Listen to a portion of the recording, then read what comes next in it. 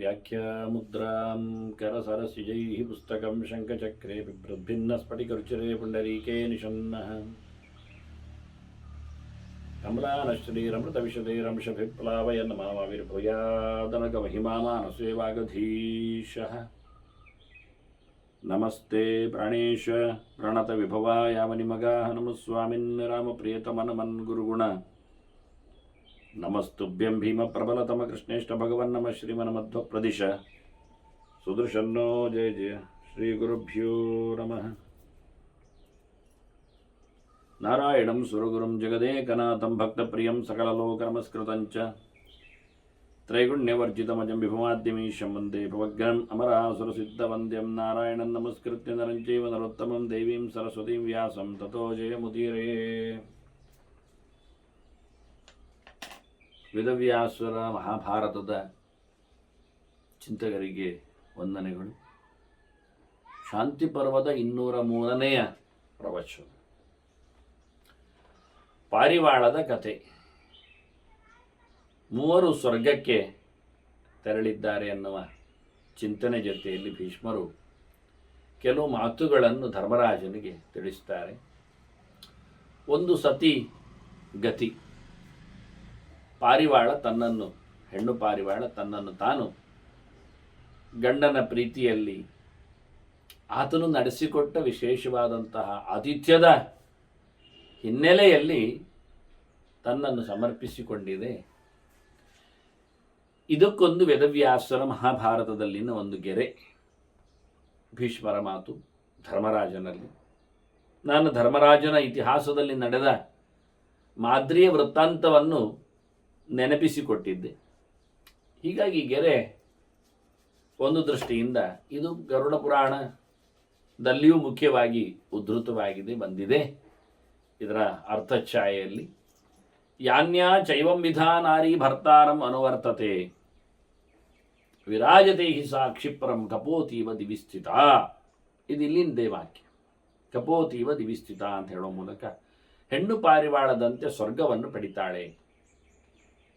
ಯಾನ್ಯಾ ಚೈವಂ ವಿಧಾ ನಾರಿ, ಇದೇ ರೀತಿಯಾಗಿ ಹೆಣ್ಣಾದವಳು, ಹೆಂಡತಿಯಾದವಳು ಭರ್ತಾರಂ ಅನುವರ್ತತೆ, ಗಂಡನನ್ನು ಬದುಕಿದಾಗ ಸಹಧರ್ಮಿಣಿಯಾಗಿ ಅನುಸರಿಸಿ ಇರುತ್ತಾಳೆ. ಕಳೆದ ಬಳಿಕವೂ ಅವನ ಜೊತೆಯಲ್ಲಿ ಪಯಣಿಸ್ತಾಳೆ. ಧರ್ಮಶಾಸ್ತ್ರಕಾರರಲ್ಲಿ ಬಹಳಷ್ಟು ದೊಡ್ಡ ಮಟ್ಟಿನ ಶ್ರಾದ್ದ ಪ್ರಕರಣದಲ್ಲಿ ಗೆರೆಗಳಿವೆ. ಸಹ ಶವದಾಹದ ಹೊತ್ತಿನಲ್ಲಿ ಯಾವ ನೆಲೆಯಲ್ಲಿ ಆಕೆ ದೇವಸ್ಥಾನಕ್ಕೆ ಹೋಗಿ, ನಾನು ಹೇಳಬಾರದು ಈ ಗೆರೆಗಳು, ಯಾಕೆಂದರೆ ಧರ್ಮಶಾಸ್ತ್ರದ ಮೂಟೆ ಅದು.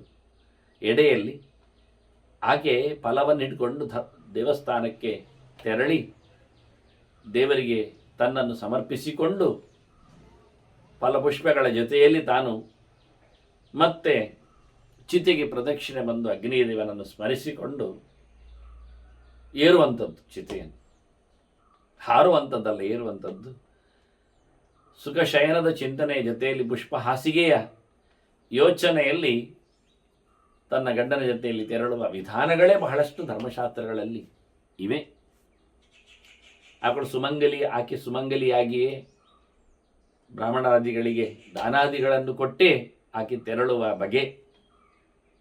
ಆ ಬಳಿಕ ತಂದೆ ತಾಯಿಗಳ ಇಬ್ಬರ ಕರ್ಮಾಂಗಗಳನ್ನು ನಡೆಸುವ ಮಕ್ಕಳ ಔದ್ಯೋಗಿಕ ಸಂಸ್ಕಾರಗಳಲ್ಲಿನ ವಿಶೇಷತೆಗಳು ಮೊದಲು ಮತ್ತೆ ಅನ್ನುವ ನೆಲೆಯಲ್ಲಿ ಎಲ್ಲ ಬಹಳಷ್ಟು ಚಿಂತನೆಗಳು ಇವೆ. ಹಾಗಾಗಿ ಗೆರೆಗಳೇನು ಅಶಾಸ್ತ್ರೀಯವೋ ಅವೈಜ್ಞಾನಿಕವೋ ಆನಂತರ ಅನಾಚರಣೀಯವೋ ಎಲ್ಲ ಅಲ್ಲ.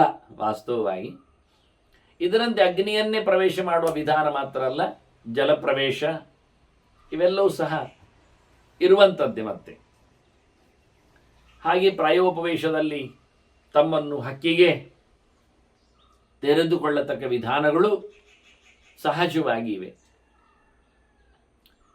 ಹೀಗೆ ವೇದವ್ಯಾಸರ ಈ ಗೆರೆಯನ್ನು ಭೀಷ್ಮರು ಬಹಳ ಚಂದವಾಗಿ, ಅಂದರೆ ಪುರಾಣ ಪುಟಗಳಲ್ಲಿನ ಅನುಸಂಧಾನಗಳನ್ನು ಬಹಳ ಸುಂದರವಾಗಿ ತಿಳಿಸಿಕೊಟ್ಟಿದ್ದಾರೆ. ಕಥೆಯ ಹಿನ್ನೆಲೆಯಲ್ಲಿ ಸ್ವರ್ಗಾದಿಗಳ ವಿಶೇಷವಾದ ಸ್ಥಾನಗಳ ಲೋಕಗಳ ಪ್ರಾಪ್ತಿಯನ್ನು ಉಲ್ಲೇಖ ಮಾಡುತ್ತಾ ಇದು ನಡೆದಿದೆ ಅಂತಾರೆ ಭೀಷ್ಮರು. ಏವಮೇತತ್ ಪುರಾವೃತ್ತಂ, ಇದು ಹಳೆಯ ಚರಿತೆ, ಹಿಂದೆ ಆದದ್ದು, ಆಗಿರುವಂಥದ್ದು, ಸುಮ್ಮನೆ ಕಟ್ಟುಕತೆ ಅಲ್ಲ. ಮಕ್ಕಳನ್ನು ಆಡಿಸ್ಲಿಕ್ಕೋಸ್ಕರ, ಬೋಧನೆಗಾಗಿ, ನೀತಿಗೋಸ್ಕರ ಕೇವಲ ಹೇಳಿಕೊಂಡದ್ದಲ್ಲ ಅಂತ. ಕೆಲವು ಕಥೆಗಳು ಹಾಗಿವೆ, ಇಲ್ಲೇನಲ್ಲ. ಹಾಗಾಗಿ ಮಾರ್ಕಂಡೇಯರೇ ಹೇಳಿಕೊಳ್ಳುವಲ್ಲಿ ಕಥೆಗಳಲ್ಲಿ ಕೆಲವೆಡೆ ನೀತಿಗಳನ್ನು ಸ್ವೀಕಾರ ಮಾಡಲಿಕ್ಕೆ ಉಂಟು ಅಂತ ಧರ್ಮರಾಜನು ಹೇಳಿಕೊಟ್ಟಲ್ಲಿ ವನಪರ್ವದಲ್ಲಿ ಬಂದಿರತಕ್ಕ ಕಥೆಗಳಿಗೆ ಹೇಳಿದ್ದಿದೆ. ಆದರೆ ಇದರ ಬಗ್ಗೆ ಹಾಗಲ್ಲ ಅಂತಾರೆ. ಇವಮೇತತ್ ಪುರಾವೃತ್ತಂ ಲುಬ್ಧಗಸ್ಯ ಮಹಾತ್ಮನಃ, ಬೇಡನು ದೊಡ್ಡವನೇ ಅನ್ನುವ ಮಾತಿಲ್ಲಿ ಬರ್ತದೆ.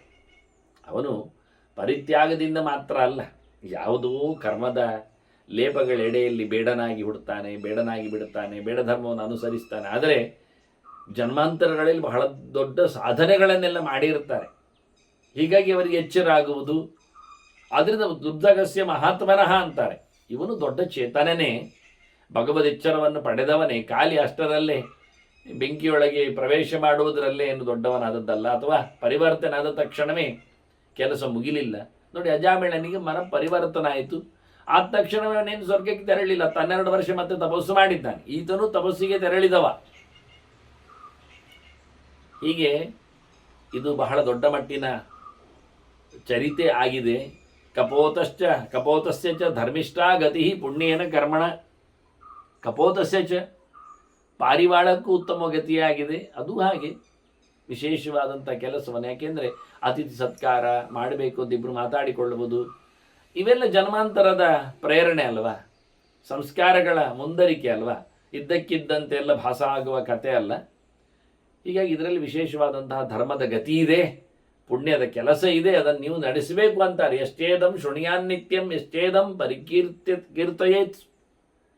ಇದನ್ನು ಹೇಳುವುದರಲ್ಲಿಯೂ ಕೇಳುವುದರಲ್ಲಿಯೂ ಪುಣ್ಯ ಉಂಟು ಅಂತಾರೆ. ಮತ್ತೆ ಸಾಮಾನ್ಯ ಇದ್ಯಾಕೆ ಕತೆ ಕೇಳ್ತಾರಪ್ಪ, ಏನು ಕತೆ ವಿಶೇಷ, ಏನಾದರೂ ತತ್ವ ಹೇಳಿ, ಅಥವಾ ಏನಾದರೂ ಭಗವಂತನ ಎಚ್ಚರಕ್ಕೆ ಬೇಕಾದ ಗೆರೆಗಳನ್ನು ಕೊಡಿ, ಧರ್ಮದ ಆಚರಣೆಗಳ ಬಗ್ಗೆ ವಿಸ್ತಾರವಾಗಿ ಹೇಳಿ.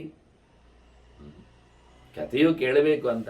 ಕತೆ ಕೇಳುವುದರಲ್ಲಿ ಒಂದು ವಿಶೇಷತೆ ಇದೆ. ಯಾಕೆಂದರೆ ಒಂದು ಮಾತು ಬರ್ತದೆ, ಭಗವಂತನನ್ನು ಪಡೆದವರನ್ನು ನೆನಪಿಸಿಕೊಳ್ಳುವುದು, ಪುಣ್ಯ ಶ್ಲೋಕರ ಪುಣ್ಯ ಸ್ಮರಣೆಯು ಭಗವಂತನ ಪ್ರೀತಿಗೆ ಕಾರಣ ಅಂತ. ವಿಷ್ಣುವಾನಾಂ ಹಿ ಚರಿತಂ ವಿಷ್ಣು ತ್ರೈಕಾಯ ಕಲ್ಪ್ಯತೆ ಅಂತ. ಭಗವಂತನ ಮೇಲಿನ ಭಕ್ತಿ ಅಂದಾಗ ಭಗವಂತನನ್ನು ಹಾಡಿಕೊಂಡವರ, ನಡೆಸಿಕೊಂಡವರ, ನುಡಿಸಿಕೊಂಡವರ ಚರಿತೆಯನ್ನು ಕೇಳಿದಾಗ ನಮಗೆ ಆ ರೀತಿಯಾದ ಜಾಗೃತಿ ಮೂಡಲಿಕ್ಕೆ ಕಾರಣ ಆಗ್ತದೆ ಅಂತ ಬಹಳ ಸುಂದರವಾಗಿ ಹೇಳ್ತಾರೆ. ಎಷ್ಟೇದಂ ಶೃಣಿಯಾನ್ ನಿತ್ಯಂ, ಪ್ರತಿನಿತ್ಯ ಇಂಥ ಚರಿತೆಯನ್ನು ಕೇಳಬೇಕು. ಎಷ್ಟೇದಂ ಪರಿಕೀರ್ತೆ, ಇದನ್ನು ಮತ್ತೊಬ್ಬರಿಗೆ ಸ್ಪಷ್ಟವಾಗಿ ಹೇಳಿ ತಿಳಿಸಿ ಅವರನ್ನು ಡ್ರಾ ಮಾಡಬೇಕು, ಎಳಿಬೇಕು ಈ ಮಾರ್ಗಕ್ಕೆ. ಹಾಗಿದ್ರೆ ನಾಶುಭಂ ವಿದ್ಯತೆ ತಸ್ಯ ಮನಸಾಭಿ ಪ್ರಮಾದತಃ, ಅಂಥವನಿಗೆ ತಪ್ಪಾಗುವುದಿಲ್ಲ ಅಂತ ಹೇಳ್ತಾರೆ. ಅವನು ಎಚ್ಚರ ತಪ್ಪಿ ಮಾಡಿದ ತಪ್ಪು ಪರಿಮಾರ್ಜನೆ ಆಗ್ತದೆ. ಅವನು ಬುದ್ಧಿಪೂರ್ವಕವಾಗಿ ಮಾಡಿಕೊಂಡ್ರೂ ಒಂದೊಮ್ಮೆ ತಪ್ಪಿನಿಂದ ಅವನು ಪಾರಾಗ್ತಾನೆ. ಇದು ಮುಂದಿನ ಕಥೆಗೆ ನಾವು ಬೀಜಕ್ಷೇಪದ ಗೆರೆ ಇದು ವಾಸ್ತವವಾಗಿ. ಮನಸಾಭಿ ಪ್ರಮಾದತಃ ನಾಶುಭಂ ತಸ್ಯ ವಿದ್ಯತೆ ಅಂತಾನೆ. ಅವನಿಗೆ ಕೆಟ್ಟದಾಗುವುದಿಲ್ಲ, ದುರ್ಗತಿ ಬರುವುದಿಲ್ಲ, ನರಕಾದ್ಯ ಅನರ್ಥ ಆಗುವುದಿಲ್ಲ. ಅವನೊಂದೊಮ್ಮೆ ತಪ್ಪಿಕೊಂಡು ಮಾಡಿದರೂ, ಸರಿಯಾಗಿ ನಡೆಸಿಕೊಟ್ಟರು, ಮನಪೂರ್ವಕ ದುಶ್ಚರಿತೆಗಳಲ್ಲಿ ತೊಡಗಿಕೊಂಡರೂ ಕತೆ ಕೇಳುವ ಮೂಲಕ ಸಜ್ಜನನಾಗ್ತಾನೆ, ಸಜ್ಜನಿಕೆ ಮೂಡ್ತದೆ, ಮನಸ್ಸು ಪರಿವರ್ತನೆಗೊಳ್ಳುತ್ತದೆ. ಅದರಲ್ಲಿ ಇದು ದೊಡ್ಡ ಧರ್ಮ.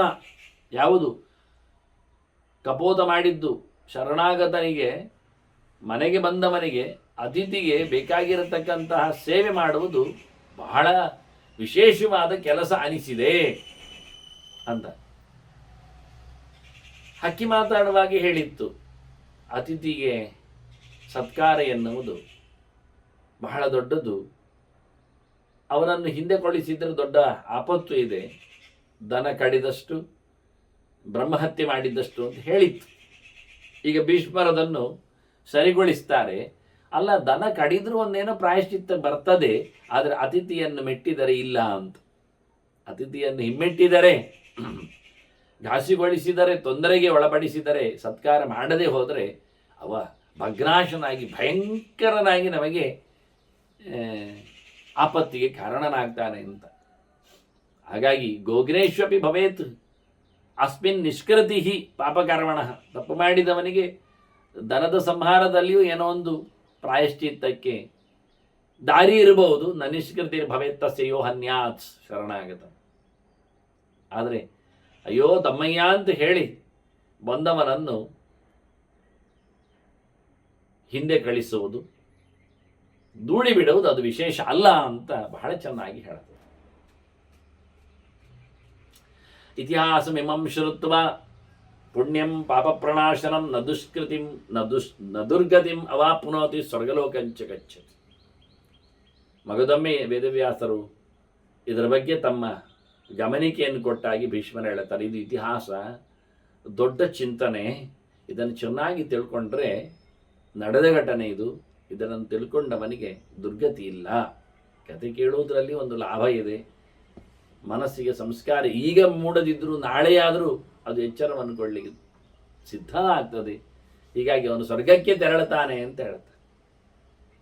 ಇಲ್ಲಿ ಗೊತ್ತಿಲ್ಲದೆ ಮಾಡಿದ ಒಂದು ತಪ್ಪು ಅಂತ ಬಂತಲ್ಲ, ಈ ಹಿನ್ನೆಲೆಯಲ್ಲಿ ಧರ್ಮರಾಜ ಒಂದು ಪ್ರಶ್ನೆ ಆಗ್ತಾನೆ. ಅಲ್ಲಯ್ಯ, ಗೊತ್ತಿಲ್ಲದೆ ಮಾಡಿದ್ದಕ್ಕೆ ಅಬುದ್ಧಿಪೂರ್ವಂ ಯತ್ ಪಾಪಂ ಕುರ್ಯಾತ್ ಭರತ ಅರ್ಷಭ ಮುಚ್ಯತೆ ಸಖತಂ ತಸ್ಮಾತ್. ಒಂದೊಮ್ಮೆ ಗೊತ್ತಿಲ್ಲದೆ ಮಾಡಿಕೊಂಡಪ್ಪ, ಅದಕ್ಕೇನಪ್ಪ ಪರಿಹಾರ? ಏನೋ ಒಂದು ಆಯಿತು ಪಾಪ, ಅದರಿಂದ ಬಿಡುಗಡೆ ಹೇಗೆ ಮಾಡುವುದು? ಗೊತ್ತಿದ್ದು ಮಾಡಿದಾಗ ನೀವು ಪ್ರಾಯಶ್ಚಿತ್ತ ಹೇಳುತ್ತೀರಿ, ಸರಿ ಆಯಿತು. ಗೊತ್ತಾಗದೆ ಹೋದರೆ ಏನು ಮಾಡುವ ಅಂತ. ಅದಕ್ಕೆ ಭೀಷ್ಮರು ಒಂದು ಕಥೆ ಹೇಳುತ್ತೇನೆ ಹೇಳ್ತಾರೆ. ಜನಮೇಜಯ ರಾಜ ಒಬ್ಬ, ಈಗ ಕಥೆ ಕೇಳುವವಲ್ಲ, ಮತ್ತೊಬ್ಬ ಹಿಂದೆ ಇದ್ದ. ಅವನಿಗೆ ಒಬ್ಬ ಶೌನಕ ಬ್ರಾಹ್ಮಣ ಮಾತಿಗೆ ಸಿಕ್ಕಿದ್ದ.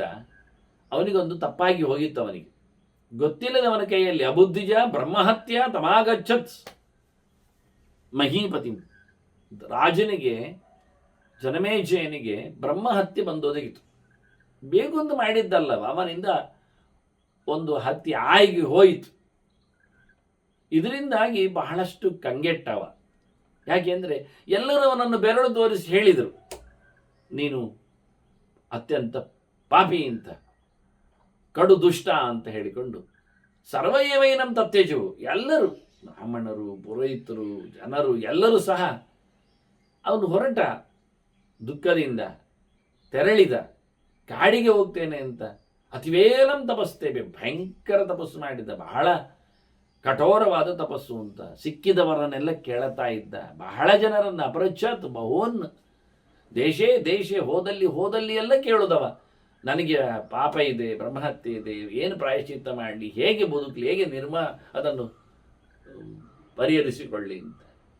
ಒಂದೆಡೆ ಇಂದ್ರೋತ ಅಂತ ಒಬ್ಬ ಶೌನಕ, ಅಂದರೆ ಶುನಕ ಗೋತ್ರದಲ್ಲಿ, ಶೌನಕ ವಂಶದಲ್ಲಿ ಬಂದವ ಸಿಕ್ಕಿದ. ಗಟ್ಟಿ ಹಿಡ್ಕೊಂಡ ಕಾಲು ಬಿಡ್ತಾ ಇಲ್ಲ, ಬೊಬ್ಬೆ ಹೊಡ್ಕೊಂಡ. ಅವ ಹೇಳ್ತಾನೆ, ನೀವು ಹೋಗು ಮಾರಾಯ, ಗಚ್ಚೆ ಐತಿ. ಅವನು ಹೋಗು ಮಾರಾಯ, ಮಾ ದ್ರಾಕ್ಷಿ, ನನ್ನ ನೋಡಬೇಡ, ನನ್ನ ಕಣ್ಣೆದುರು ಬೇಡ, ನನ್ನ ಮುಟ್ಟಬೇಡ, ಇರಬೇಡ ಇಲ್ಲಿ ಅಂತ ಹೇಳಿಕೊಂಡು ಬೊಬ್ಬೆ ಹಿಡಿತಾನೆ.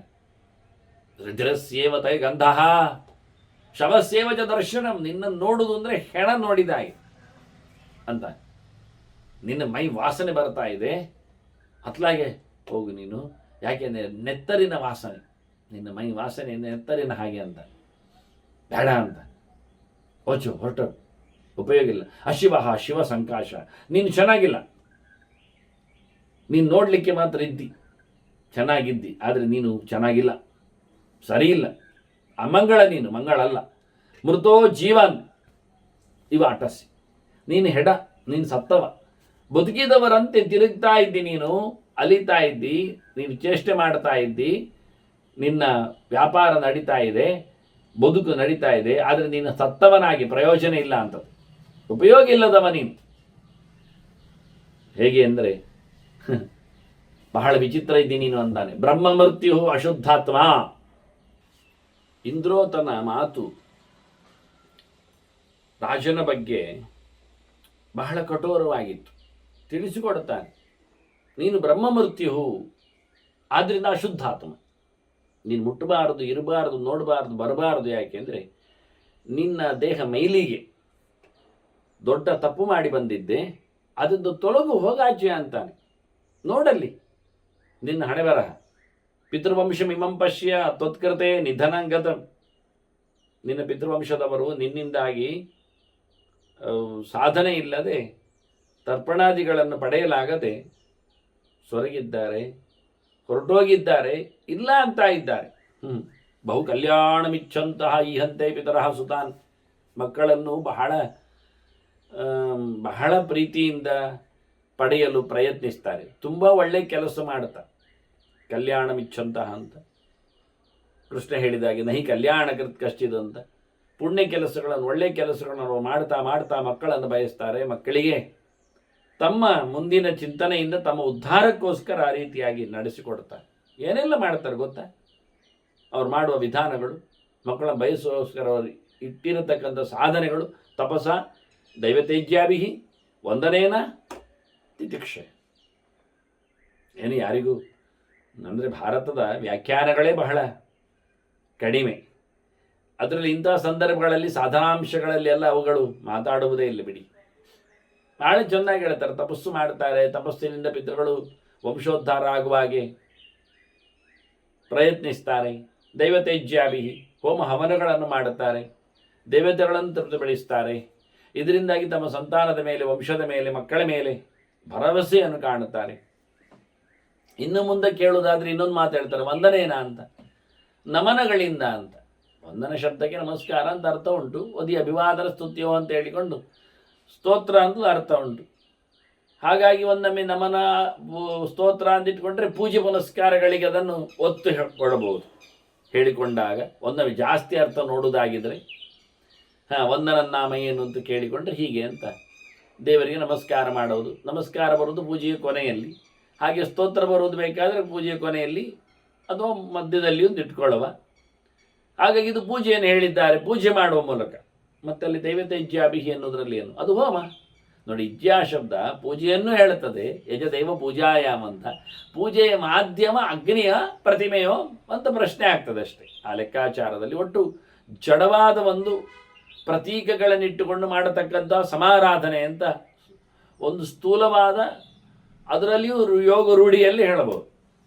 ಇನ್ನೂ ವಿಶಾಲವಾದ ಅರ್ಥ ಮಾಡಿದರೆ ತುಂಬ ಪ್ರಕಾರ ಬರ್ತದೆ. ಅಂದರೆ ಚರಪ್ರತಿಮೆಗಳ ಆರಾಧನೆಯು ಸೇರಿಕೊಳ್ಳುತ್ತದೆ ಇದರಲ್ಲಿ. ಮುಂದೆ ತಿತಿಕ್ಷಯ ಅಂತಾರೆ. ತಿತಿಕ್ಷಾ ಅಂದರೆ ಒಂದು ರೀತಿಯಿಂದ ಸೈರಣೆ, ದಯೆ, ಅನುಕಂಪೆ, ಕರುಣೆ, ಇವೆಲ್ಲ ಅರ್ಥಗಳು. ಸಹನೆ. ಇದೇನು ವಿಚಿತ್ರ. ಇದರಿಂದಾಗಿ ಸಮಾರಾಧನೆಯನ್ನು ನಡೆಸಿಕೊಡುವ ಮೂಲಕ ಮಕ್ಕಳ ಭಾಗ್ಯವನ್ನು ಪಿತೃಗಳು ಇಷ್ಟಪಡ್ತಾರೆ ಅಂತ. ವಾಸ್ತವವಾಗಿ ಇಲ್ಲಿ 4 ಹೇಳಿದ್ದರಲ್ಲಿ ಒಂದು ವಿಶೇಷತೆ ಇದೆ. ವಾಸ್ತವವಾಗಿ ಅವರು ಮಾಡುವ ತಪಸ್ಸು ಅಂದರೆ ಕಾಯಿಕವಾದರ ಬಗ್ಗೆ ಅಲ್ಲ, ಅದು ಇರಲಿ, ಉಪವಾಸಾದಿಗಳು ವ್ರತ ನಿಯಮಗಳಲ್ಲ. ಅದಕ್ಕಿಂತ ಹೆಚ್ಚು ಜ್ಞಾನ ಚಿಂತನೆ. ಮುಖ್ಯವಾಗಿ ಹೇಳಿದ್ದು ಜ್ಞಾನ ಕಾರ್ಯದಿಂದ, ಜ್ಞಾನ ಯಜ್ಞದಿಂದ, ಅಧ್ಯಯನದಿಂದ, ಪಾಠ ಪ್ರವಚನಗಳಿಂದ, ಭಗವದ್ ಎಚ್ಚರದಿಂದ, ಅನುಸಂಧಾನಗಳಿಂದ ಅವರು ಮುಖ್ಯವಾಗಿ ಮಕ್ಕಳ ಭಾಗ್ಯದಲ್ಲಿ ನೆಲೆಗೊಂಡಿದ್ದಾರೆ ಅಂತ ಹೇಳಿ. ಇದು ಋಷಿಯಜ್ಞ. ಅಧ್ಯಾಪನಂ ಬ್ರಹ್ಮಯಜ್ಞ, ಇದು ಬ್ರಹ್ಮಯಜ್ಞ. ಇದು ಮೊದಲು ಮಾಡುವುದು. ಆನಂತರ ದೈವತೇಜ್ಯಾಭಿಹಿ ಅಂತ ಎರಡನೇದು, ಹೋಮೋ ದೈವ ಅಂತ. ಆನಂತರ ದೇವಯಜ್ಞ, ಭಗವಂತನ ಪ್ರೀತಿಗಾಗಿ ಭಗವತ್ ಪರಿವಾರಗಳನ್ನು ಸಹ ಹೋಮ ಹವನಗಳಿಂದ, ಆಹುತಿಗಳಿಂದ, ಅಗ್ನಿಹೋತ್ರಾದಿಗಳಿಂದ ಸಂತೋಷಗೊಳಿಸ್ತಾರೆ. ಇಲ್ಲಿ ವೇದ ಪ್ರಧಾನವಾಗಿ ಇರುತ್ತದೆ, ಅಲ್ಲಿ ವೇದಾರ್ಥ ಚಿಂತನೆ ಇರ್ತದೆ. ಇಲ್ಲಿ ವೇದ ಚಿಂತನೆ ಮಾಡಿಕೊಂಡದ್ದರನ್ನು ವೇದದ ಉಪಯೋಗ ಇಲ್ಲಿ ನಡೀತದೆ. ಅಧ್ಯಯನ, ಕಲಿಕೆ, ಅದರ ಉಪಯೋಗ, ಪ್ರಯೋಗ, ವಿನಿಯೋಗ ಇಲ್ಲಿ ಆಗ್ತದೆ. ಮುಂದೆ ವಂದನೇನ ಅಂದರೆ ಇಲ್ಲಿ ಎಲ್ಲ ಆರಾಧನೆಯ ಮುಖಗಳು ಮುಗಿಯಿತು. ನಮಸ್ಕರಿಸುವುದು, ಅವನನ್ನು ಸಂತೋಷಗೊಳಿಸುವುದು, ಇದು ಅತಿಥಿಯ ಸತ್ಕಾರದಲ್ಲಿ ಬಂತು. ವಂದನ ಅಂದರೆ ನಿರ್ಯಜ್ಞಕ್ಕೆ ಹೋಯಿತು. ಭಗವಂತನ ಸೇವೆ ಪುನಸ್ಕಾರಗಳಲ್ಲೆಲ್ಲ, ಪೂಜೆ ಪುನಸ್ಕಾರಗಳೆಲ್ಲ ಅಲ್ಲೇ ಬಂದಾಗಿವೆ ಎಲ್ಲ. ಒಂದೇ ಮಾತಿನಲ್ಲಿ ಹೇಳಿ ಆಯಿತು. ದೇವಯಜ್ಞ ಮುಗಿದೋಯ್ತು. ಇನ್ನೊಂದು ಬಾಕಿ ಉಳಿದ ಯಜ್ಞ ಅತಿಥಿ ಯಜ್ಞ. ಇದು ಲೋಕದಲ್ಲಿ, ಅದು ತಂದೆ ತಾಯಿಗಳು ಅದರಲ್ಲಿ ಸೇರ್ತಾರೆ, ಗುರುಗಳು ಬರ್ತಾರೆ, ಆಚಾರ್ಯನೂ ಇರ್ತಾನೆ. ಹಾಗಾಗಿ ಇನ್ನಿತರರು ಸೇರ್ತಾರೆ, ಮಿತ್ರವರ್ಗವು ಬಂಧುವರ್ಗವೂ ಬರ್ತದೆ. ಹಾಗಾಗಿ ಸರ್ವತ್ರ ಎಲ್ಲರ ವಿಶೇಷವಾದಂತಹ ಸೇವೆ ಅದು ವಂದನದಲ್ಲಿ ಬರ್ತದೆ. ಕೊನೆಯ ಗಳಿಗೆಯಲ್ಲಿ ಏನು ಕೇಳಿದರೆ ಕೈ ಮುಗಿದಾಗುವುದಾದರೂ ಆಗಲಿ ಅಂತ ಅವರ ಬಗ್ಗೆ ಒಂದು 4 ಮಾತಾಡು, ತಲೆ ತಗ್ಗಿಸು ಅನ್ನುವ ನೆಲೆಯಲ್ಲಿ ವಂದನ ಶಬ್ದವನ್ನು ಪ್ರಯೋಗ ಮಾಡಿದರು. ಆದಿತ್ಯ ಊಟ ಹಾಕುವುದರಲ್ಲೇ ದೊಡ್ಡ ಸಂಗತಿ ಅಲ್ಲ. ಪ್ರೀತಿ ಇಲ್ಲದೆ, ನಮನ ಇಲ್ಲದೆ, ಅವರನ್ನು ಸಂತೋಷಪಡಿಸದೆ ಉಣಬಡಿಸಿದರೆ ಏನು ಬಂತು? ಅದನ್ನು ಬೇಕಾದ ಯಾವುದು ಅಂದರೆ ವಚನೇ ಕಾದರಿ ತರದ ಮಾತಿನಲ್ಲಿ ಮೊದಲು ಊಟ ಹಾಕು, ಕೈಯಲ್ಲಿ ಮೊದಲು ಅವರಿಗೆ ಸತ್ಕರಿಸು, ಆನಂತರ ನಿನ್ನದೆಲ್ಲ ದ್ರವ್ಯಗಳ ಸಮರ್ಪಣೆ ಆಗಲಿ ಅಂತ ಹೇಳಲಿಕ್ಕೋಸ್ಕರ ಆರಂಭವನ್ನೇ ಉಲ್ಲೇಖ ಮಾಡಿದ್ದು ಪೂಜೆಯ ಕೊನೆಯ ಲಕ್ಷಣ ಅಲ್ಲ ಇದು. ಬರುವಾಗಲೇ ಅವನನ್ನು ಪ್ರೀತಿಯಿಂದ ಕೈ ಮುಗಿದುಕೊಂಡು ಬರಮಾಡಿಸಿಕೊಳ್ಳುವುದು. ಯಾಕೆಂದರೆ ದೇವರಿದ್ದಾನೆ ಅಂತ, ಒಳಗೆ ಭಗವಂತ ಇದ್ದಾನೆ ಅಂತ. ಕೊನೆಯ 4ನೇ ದಿನ ಹಾಗಾದರೆ ಕೇಳಿದರೆ ಅದು ಭೂತದೆ. 4ನೇ ಅಂಶ ಎಲ್ಲರ ಮೇಲೆ ಪ್ರೀತಿ ವಿಶ್ವಾಸ.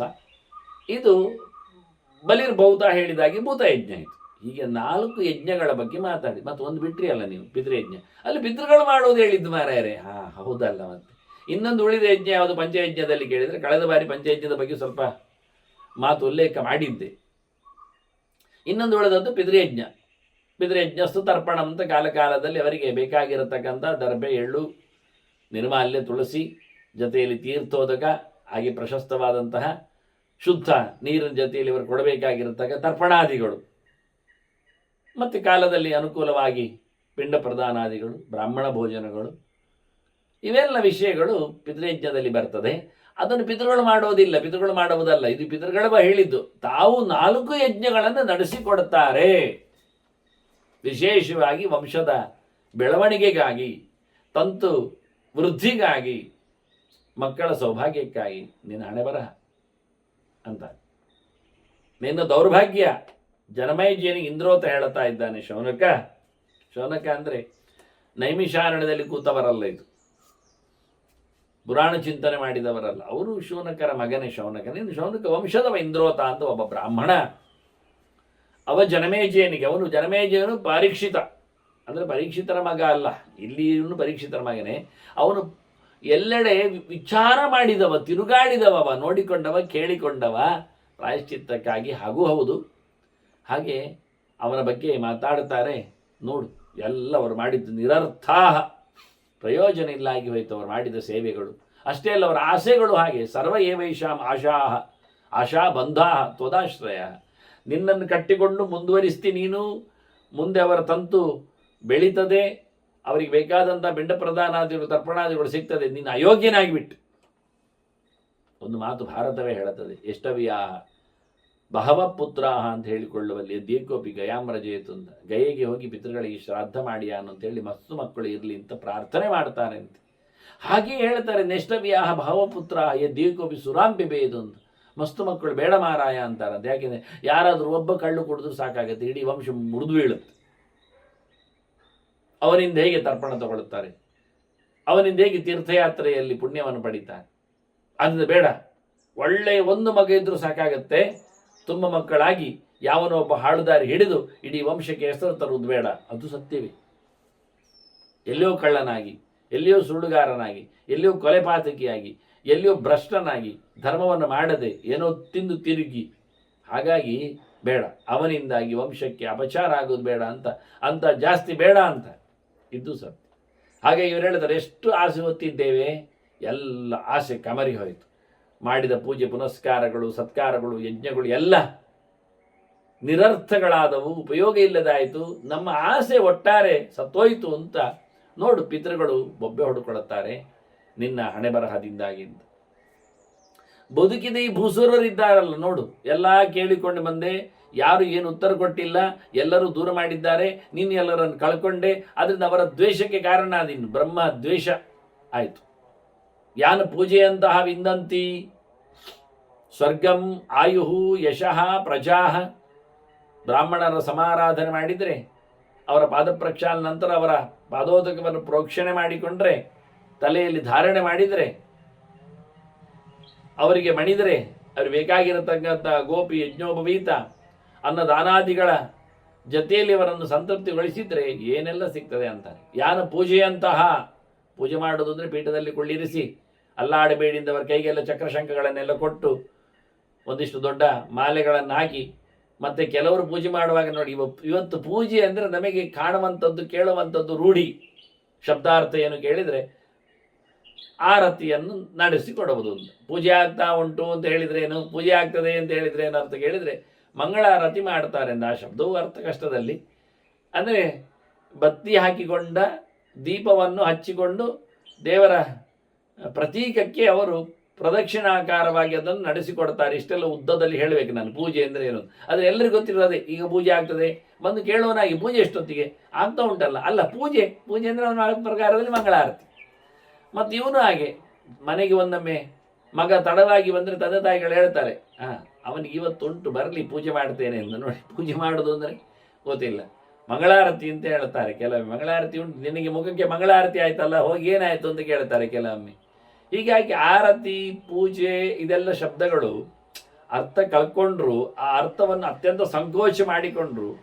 ಪೂಜೆ ಅಂದರೆ ಇಷ್ಟೇ ಕಾಣೋದು. ಪ್ರತಿಮೆಗೆ ಕೆಲವು ಬೆಂಕಿ ಹಿಡಿದ ಬತ್ತಿಗಳ ಪ್ರದರ್ಶನ ಅಂತ ಹೇಳಬೇಕು ನಾನು, ಯಾಕೆಂದರೆ ಹಾಗೆ ಮಾಡ್ತಾರೋ.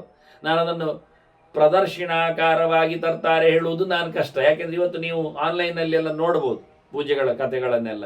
ಮಂಗಳಾರತಿ ಹೇಗೆ ಎಲ್ಲ ಮಾಡ್ತಾರೆ ಅಂತ, ಆರತಿ ಇಟ್ಕೊಂಡು ಅವರು ಕುಣಿಯುವುದೇನು, ಬಡಿಯುವುದೇನು, ಅದನ್ನು ಆಚೆ ಈಚೆ ಅಲ್ಲಾಡಿಸುವುದೇನು, ಕೆಲವೊಮ್ಮೆ ಅದು ಆ ಪ್ರತೀಕದ ಹತ್ತಿರಕ್ಕೆ ಹೇಳ್ಕೊಂಡು ಹೋಗುವುದೇನು, ಈಚೆ ತರುವುದೇನು, ಅವರ ಕೈಯಲ್ಲಿ ಇಟ್ಕೊಂಡದ್ದು ಏನು ಅಂತ ಅರ್ಥ ಆಗುವುದಿಲ್ಲ ಅವರಿಗೆ. ಹಾಗಾಗಿ ಒಂದೊಮ್ಮೆ ನೀವು ಅತಿಥಿಯನ್ನು ನಿಲ್ಲಿಸಿ ಅವನಿಗೆ ಚಕ್ರಶಂಖಗಳನ್ನೆಲ್ಲ ಕೊಟ್ಟು ಪೀಠದಲ್ಲಿ ಕುಳ್ಳಿರಿಸಿ ಅವನಿಗೆ ಮಂಗಳಾರತಿ ಅಂತ ಹೇಳಿಕೊಂಡು ನೀವಿಂತಹ ಉರಿಯುವ ದೀಪಗಳನ್ನು ಅವನ ಮುಸುಂಡಿದ ಹತ್ತಿರದಲ್ಲಿಯೂ ಅವನ ಮೈಯ ಹತ್ತಿರದಲ್ಲಿಯೂ ಆಚೆ ಈಚೆ ಹೀಗೆ ಹಾಗೆ ಮಾಡುವ, ಅವನು ಓಲಾಡಿಸಿಕೊಂಡು ಕೈಕಾಲುಗಳನ್ನೆಲ್ಲ ಎದ್ದು ಓಡುವುದರಲ್ಲಿ ತಪ್ಪೇ ಇಲ್ಲ. ಖಂಡಿತವಾಗಿ ಹೇಳುದು, ನಿಮ್ಮ ಪೂರಾ 108 ಮಂಗಳಾರತಿ ಆಗುವಾಗ ಅಲ್ಲಿ ಇರುವುದಿಲ್ಲ, ಅವ ಮನೆಯಲ್ಲಿ ಇರ್ತಾನೆ.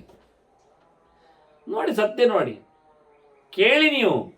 ಪೂಜೆ ನೋಡಲು ಬಂದವರು, ಮಂಗಳಾರತಿಯನ್ನು ಮತ್ತೆ ತಗೊಳ್ಳಿಕ್ಕೆ ನಿಂತವರು, ಕೈ ಮುಗಿದು ಭಕ್ತಿಯಿಂದ ಭಗವಂತನಲ್ಲಿ ನಾಮಸ್ಮರಣೆ ಮಾಡ್ತಾ ಬೇಡಿಕೊಳ್ಳುವವರು, ಇದೇನಾ ಪೂಜೆ ಅಂತ ಅವರ ಹತ್ರ ಕೇಳಿ, ಹೀಗೆ ಮಾಡೋದಾ ಅಂತ ಅದಕ್ಕೆ ಪ್ರಮಾಣ ಕೊಡ್ಲಿಕ್ಕೆ ಹೇಳಿ, ಹೇಗೆ ಮಾಡಬೇಕು, ಎಲ್ಲಿಗೆ ತೋರಿಸಬೇಕು, ದೀಪದ ಕಥೆ ಏನು, ಬತ್ತಿಯ ರೀತಿ ಏನು, ಬೆಳಕಿನ ವೈಭವಗಳೇನು ಕೇಳಿಕೊಳ್ಳಿ ಹೇಗೆ ಅಂತ. ಹೀಗೆ ಅಡ್ಡಾದಿಡ್ಡಿಯಾಗಿ ಒಮ್ಮೆಲೆ ಮುಂದಕ್ಕೆ ಒಮ್ಮೆಲೆ ಹಿಂದಕ್ಕೆ ಆಚೆ ಈಚೆ ಮೇಲೆ ಕೆಳಗೆ ಹಾಗೆಲ್ಲ ಮಾಡ್ಲಿಕ್ಕೆ ಉಂಟಾ ಅಂತ ಕೊಡ್ಲಿ, ಪ್ರಮಾಣ ಕೊಡ್ಲಿ. ಯಾರ ಹತ್ರ ಕೇಳುದು, ಯಾರು ಮಾಡುದು? ಅವ್ರು ಮಾಡಿದ್ದೇ ದೊಡ್ಡ ಜನ. ಮತ್ತೆ ನೋಡ್ಲಿಕ್ಕೆ ಹೋದ್ರೆ ಹೇಳ್ತಾರೆ ಅವ್ರ ಹತ್ರ ಎಲ್ಲ ಕೇಳಲಿಕ್ಕೆ ಹೋಗಬಾರ್ದು, ಅವರು 50 ವರ್ಷದಿಂದ ಹಾಗೆ ಮಾಡ್ತಾರೆ. ಮತ್ತೆ ಅವರ ಅಪ್ಪನಪ್ಪನು ಅವ್ರು ಶುರು ಮಾಡ್ತಾರೆ, ಹಿಂದೆಲ್ಲ ಹೀಗೆ ಆಗ್ತಾ ಇದ್ದದ್ದು. ಅದೇ ಹೇಳಿದ್ದು ಬಹಳ ವಿಚಿತ್ರ ಅಂತ.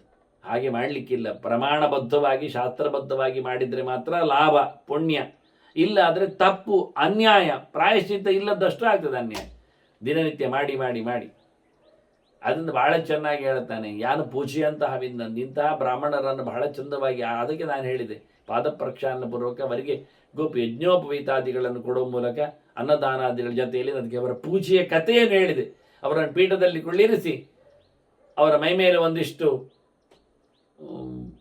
ಏನು ಬಟ್ಟೆ ಬರೆಗಳನ್ನು ಅಥವಾ ಗೊಂಡೆ ಮಾಲೆಗಳನ್ನು, ನಿಜವಾಗಿ ಚಂದವೇ ಅಂಥದ್ದು ಮಾಡಿದ ಆ ವ್ಯಕ್ತಿಯನ್ನು ಗದ್ದೆಯ ಮಧ್ಯದಲ್ಲಿ ಇಟ್ಟರೆ ಯಾವುದೇ ಇದು ಪ್ರಾಣಿಗಳು ಬಿಡಿ, ಕಣೆಪಂಜಿ ಅಥವಾ ಮುಗ್ಗೇರೆ ಅಥವಾ ಇನ್ನೊಂದು ಗಳು ಬಿಡಿ, ಅದಕ್ಕಿಂತ ಮುಖ್ಯ ಯಾವ ಭೂತ ಪ್ರೇತಗಳು ಹತ್ತಿರ ಬರಲಿಕ್ಕಿಲ್ಲ, ಹಾಗೆ ಆಗ್ತದೆ.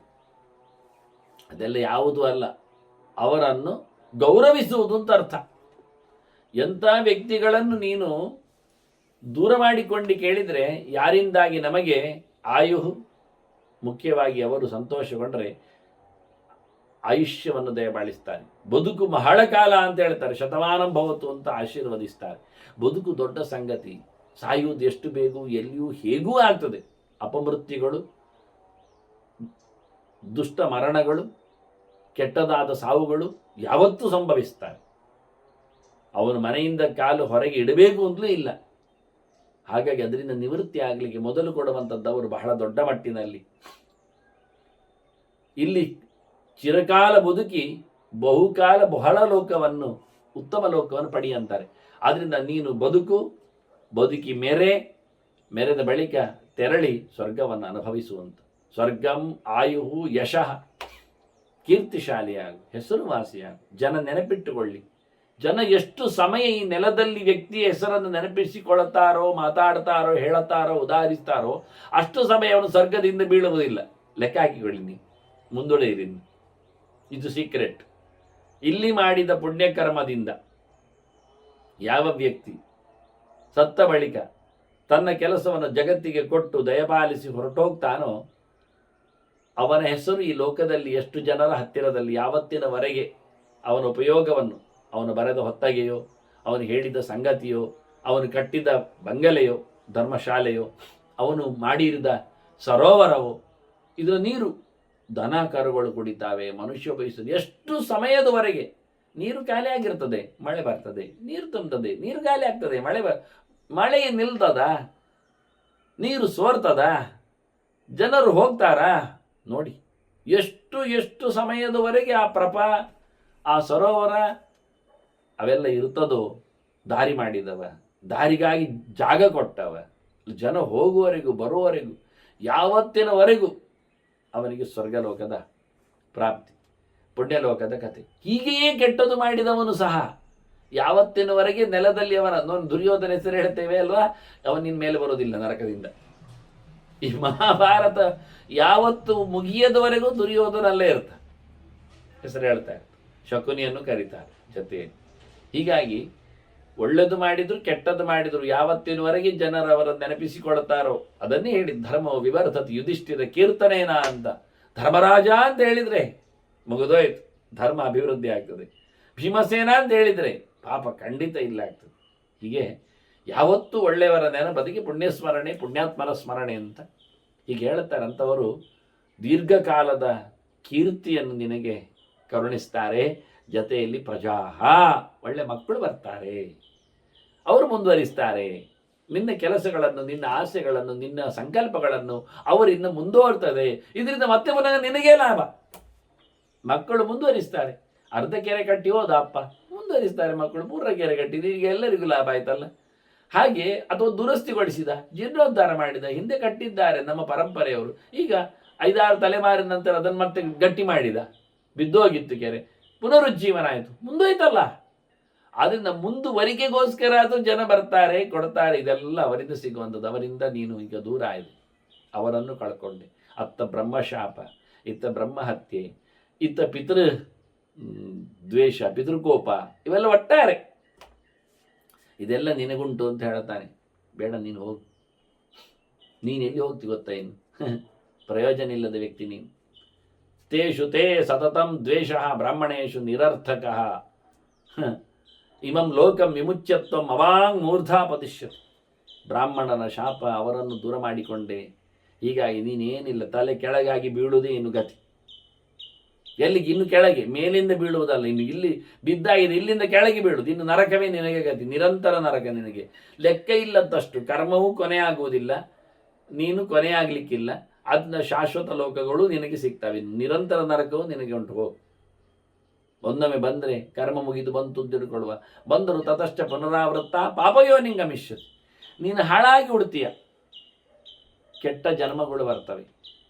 ಕೀಟ ಪ್ರಾಣಿಗಳು, ದಂಶೋವ, ಮಶಕೋವ, ಕೀಟೋವ, ವ್ಯಾಘ್ರೋವ, ವೃಕೋವ, ತೋಳ, ನರಿ, ನಾಯಿ, ಈ ಯಾವುದೋ ಹೇನು, ನುಸಿ, ಏನೇನೋ ಆಗಿ ಹೋಗ್ತೀಯ. ಎಷ್ಟು ಅಂತೆಲ್ಲ, ಎಷ್ಟೋ ಸಮಯ ಮಲದಲ್ಲಿ ಕ್ರಿಮಿಗಳಾಗುವ ಹಾಗೆ, ಹುಳಗಳಂತೆ ಎಷ್ಟೋ ಜನ್ಮಗಳು. ಕೃಷ್ಣನದನ್ನು ಹೇಳಿದ್ದ, ಮಮ ಪ್ರಾಪ್ಯವ ಕೌಂತೆಯ ತಥೋಯಾಂತ್ಯ ಧಮಾಂಗತಿ ಮುಂತ ನಾನಾ ಯೋನಿಷು ಅಂತ ಹೇಳಿಕೊಂಡು ಬೆಳೆದಿದ್ದ ಯೋನಿಗಳಲ್ಲೆಲ್ಲ ಬರ್ತಾನೆ. ನನ್ನ ಮಾತಾಡದವ, ನನ್ನ ಬಗ್ಗೆ ಚಿಂತನೆ ಮಾಡದವ ಅಂತ ಗೀತೆಯಲ್ಲಿ ಕಡದ್ದಾಗಿ ಹೇಳಿದ್ದಾನೆ. ನನ್ನನ್ನು ಮತ್ತೆ ಅವನು ಸೇರುವುದೇ ಇಲ್ಲ, ಹಾಳಾಗಿ ಕೆಳಗೆ ಬೀಳುತ್ತಾನೆ ಎನ್ನುವುದನ್ನು ಸ್ಪಷ್ಟವಾಗಿ ಗುರುತಿಸ್ತಾನೆ. ಯಾರು ಕೃಷ್ಣನ ಬಗ್ಗೆ ಚಿಂತನೆ ಮಾಡುವುದಿಲ್ಲ, ಅವರು ಎಂದೂ ಶಾಶ್ವತ ಲೋಕಗಳನ್ನು ಪಡೆಯುವುದಿಲ್ಲ, ನಿತ್ಯ ಸುಖವನ್ನು ಐದುವುದಿಲ್ಲ ಅನ್ನುವ ಬಹಳ ಸ್ಪಷ್ಟವಾದ ಗೆರೆಗಳು ಗೀತೆಯಲ್ಲಿವೆ. ತುಂಬ ಚೆನ್ನಾಗಿವೆ. ಮತ್ತು ನಾನೇ ದೇವರಾಗುವುದು, ಖಂಡಿತ ಭ್ರಮೆಯನ್ನು ಮಾಡಬೇಡಿ. ಗೀತೆಯಲ್ಲಿ ಇಲ್ಲ. ಸರ್ವಶಾಸ್ತ್ರದ ಸಾರ ಅನಿಸಿಕೊಂಡ ಗೀತೆ ಸರ್ವಮಾನ್ಯ, ಸರ್ವ ಮತದವರಿಗೂ ಮಾನ್ಯ. ಹಾಗಾಗಿ ಒಬ್ಬ ಆಸ್ತಿಕ ಅನಿಸಿಕೊಳ್ಳುವ, ಗೀತೆಯನ್ನು ಒಪ್ಪುವ ಒಮ್ಮೆ ನೀವೇ ಪ್ರತ್ಯಕ್ಷವಾಗಿ ಸುಮ್ಮನೆ ಗೀತೆಯನ್ನು ನೀವೇ ಅವಲೋಕಿಸಿ. ಎಲ್ಲ ಭಾಷೆಗಳಲ್ಲಿ ಅನುವಾದ ಇದೆ ಈಗ ಏನು ತಪ್ಪಿಲ್ಲ. ಎಲ್ಲಿಯಾದರೂ ಕೃಷ್ಣ ಹೇಳಿದ್ದು ನೀನೇ ದೇವರು, ನಾನೇ ದೇವರಾಗ್ತೇನೆ ಇದ್ರೆ ನೀವು ಖಂಡಿತವಾಗಿಯೂ ಗಮ್ಮತ್ನಲ್ಲಿ ಏನು ಮಾಡೋದು ಬೇಡ. ಮತ್ತೆ ಯಾಕೆ ಕೃಷ್ಣ ಮನ್ಮನಭವ ಮಧ್ವಕ್ತ ಎಲ್ಲ ಹೇಳ್ತಾನೆ, ನನ್ನ ಶರಣಾಗು ಮಾರಾಯ, ಎಲ್ಲ ಬಿಟ್ಟು ಬಾ, ಉದ್ಧಾರ ಮಾಡ್ತೇನೆ ಯಾಕೆ ಹೇಳುತ್ತಾನೆ. ನೆನಪಿಟ್ಟುಕೊಳ್ಳಿ, ಯಾವ ಕಾಲದಲ್ಲಿಯೂ ನಾವೊಂದು ಆಗ್ತೇವೆ ಅಂತ ಒಂದು ದೂರದ ಕಲ್ಪನೆ ಜೊತೆಯಲ್ಲಿ ಇವತ್ತಿನ ಸಾಧನೆಯ ಹಂತಗಳನ್ನೆಲ್ಲ ಕೈ ಚೆಲ್ಲಿಕೊಳ್ಳಬೇಡಿ. ಆಗುವುದಿಲ್ಲ, ನೆನಪಿಟ್ಟುಕೊಳ್ಳಿ. ಸುಳ್ಳೆ ಸುಮ್ಮನೆ ತಮಾಷೆಗೋಸ್ಕರ ಯಾರು ಹೇಳಿ ಅದು ಎಲ್ಲ ಹಾಳಾಗಿ ಹೋಯಿತು. ಅದನ್ನು ಸ್ಪಷ್ಟವಾಗಿ ಕೃಷ್ಣ ಹೇಳ್ತಾನೆ, ನನ್ನ ಪೂಜೆ ಮಾಡದವ ನನ್ನ ಬಳಿಗೆ ಬರುವುದಿಲ್ಲ. ಬ್ರಹ್ಮಭಾವ ಬರಬೇಕಾದರೂ, ಭಗವದ್ದೆಡೆಗೆ ಸಾಗಬೇಕಾದರೂ ಸಾಧನೆಗಳನ್ನು ನಡೆಸಲೇಬೇಕು. ಪೂರ್ಣತೆಯನ್ನು ಪಡೆಯಲಿಕ್ಕೆ, ಭಗವಂತನಂತೆ ಆರಾಮವಾಗಿ ಆನಂದವಾಗಿ ಇರಲಿಕ್ಕೆ, ಎಲ್ಲ ಜಂಜಾಟಗಳಿಂದ ದೂರಾಗಿ ಹೋಗಲಿಕ್ಕೆ, ಬಂದ ನಿವೃತ್ತಿಗೆ ಭಗವಂತನಲ್ಲದೆ ಇನ್ಯಾರೂ ಇಲ್ಲ. ಬಹಳ ಸ್ಪಷ್ಟವಾದ ಮಾತುಗಳಿವೆ, ಬಿಡಿ. ಹೀಗಾಗಿ ಇವನು ಹೇಳುತ್ತಾನೆ, ನಿನಗೊಂದು ಯೋಚನೆ ಬರ್ಬೋದು, ಎಂತ ಗೊತ್ತುಂಟ, ಎಂಥ ಕರ್ಮರಿ ಎಂಥದ್ದು, ಇಲ್ಲಿ ಎಂತ ಉಂಟು, ಇಲ್ಲಿ ನಮಗೆ ಮಾಡಿದ ತಪ್ಪಿಗೆ ಪೆಟ್ಟು ಉಂಟಾ? ಇಲ್ಲಲ್ಲ, ಗಮ್ಮತ್ನಲ್ಲಿ ಇದ್ದೇವೆ. ಮುಂದೆ ನೀವು ಹೇಳೋದು ನರಕದಲ್ಲಿ ಬಿದ್ದು ಹೋಗ್ತೀವಿ, ಮಂಡೆ ಕೆಳಗೆ ಆಗ್ತದೆ, ಅಲ್ಲಿ ಎಲ್ಲ ಬಡಿತಾರೆ, ಚುಚ್ಚುತ್ತಾರೆ, ಕಾಯಿಸ್ತಾರೆ, ಇನ್ನೊಂದು ಮಾಡ್ತಾರೆ, ಮತ್ತೊಂದು, ಏನು ಕೋಟಿಗಟ್ಟಲೆ ನರಕಗಳುಂಟಂತೆ.